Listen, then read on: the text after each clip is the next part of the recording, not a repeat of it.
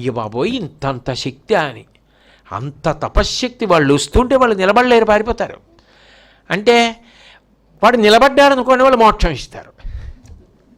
వాడు నిలబడి కాళ్ళ మీద పడ్డాడు అనుకోండి, అయ్యయ్యో నాన్న ఇంత తప్పు చేశావా, నా తప్పు పోగొట్టుకుని వాడు ఏం చేసి మళ్ళీ వెనక స్థితిని పొందడం కాదు, ఏదో శాప విమోచనం అయిపోయి గంధర్వుడు అయిపోయాడు, విద్యాధరుడు అయిపోయాడు కాదు, మోక్షానికే పోయే స్థితిని ఇవ్వగలరు.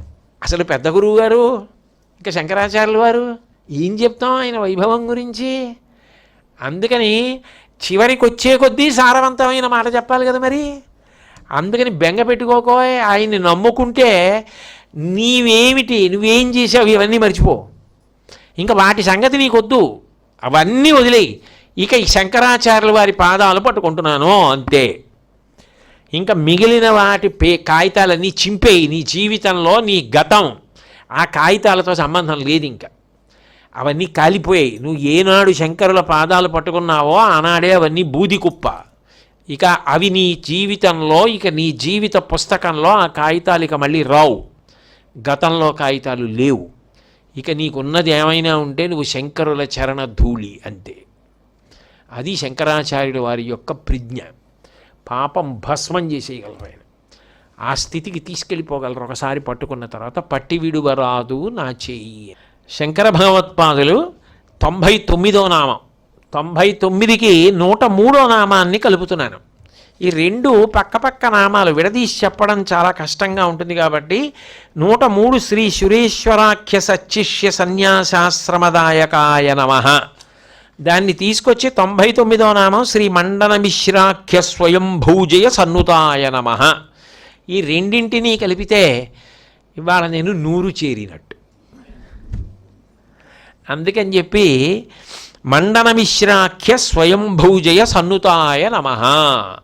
సర్వసాధారణంగా లోకంలో ఎలా ఉంటుందంటే, ఎక్కడైనా ఓడిపోయినటువంటి వాడు కొంచెం మనసులో దిగులుగా బాధగా ఉంటాడు.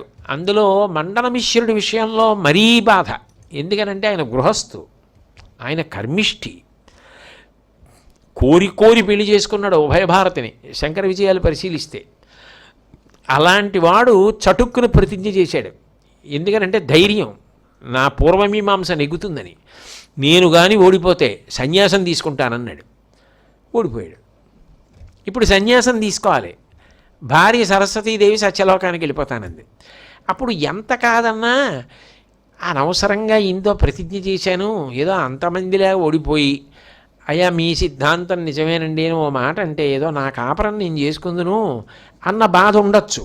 అందులో అనుమానం ఏం లేదు. ఎందుకనంటే పోనీ సిద్ధాంతం వరకు మార్చుకుని ఆయన చెప్పిన మార్గంలో కర్మవాదాన్ని ఆయన ఏం కాదనలేదుగా, ఉత్తమ కర్మలు చేయమనే అన్నారు ఆయన. అదే మోక్షం ఇచ్చేస్తుంది అనుకోకు అన్నారు. అందుకని ఇక ఇక్కడి నుంచి నేను జ్ఞాన మార్గం వైపు కూడా తిరుగుతాను, దానితో పాటు కర్మలు చేస్తూ జ్ఞాన మార్గంలో కూడా ప్రవేశిస్తాను అని ఉండుంటే ఆయన సన్యాసం తీసుకోక్కర్లేదు. కానీ ఆయన శంకరాచార్యుల వారి చేతిలో ఓడిపోయిన తర్వాత చాలా సంతోషపడిపోయాడు. నేను సన్యాసం తీసుకోవడం నా అదృష్టం, ఈ మహానుభావుడు నన్ను ఉద్ధరించడానికి వచ్చాడు, ఇది శివావతారం. ఇంత కర్మవాదానికి అలవాటు పడిపోయిన నేను తరించడానికి ఇంతకన్నా మార్గం లేదు. ఆయన శిష్యుడిగా ఆయన పక్కన ఉండడం, ఆయనతో కలిసి ఉండడం నా జన్మ సౌభాగ్యం అన్నాడు. అనడం కాదు, స్వయంభూజయ సన్నుతాయ నమః. శంకరాచార్యుల వారు కేవలం నరుడు కాడు, కేవల సిద్ధాంతకర్త కారు, కేవలముగా ఏదో ఒక సామాన్యమైన గురువు కారు, ఒక పరిమితమైన పాత్ర కాదు ఆయన పోషించినది. అది శివావతారం. కైలాస శివుడే శంకరాచార్యుల వారిగా తిరుగుతున్నారు. ఆయన సాధించినది అద్భుత విజయం అని ఓడిపోయిన వాడు శంకరాచార్యుల వారిని శివుడిగా గుర్తించారు.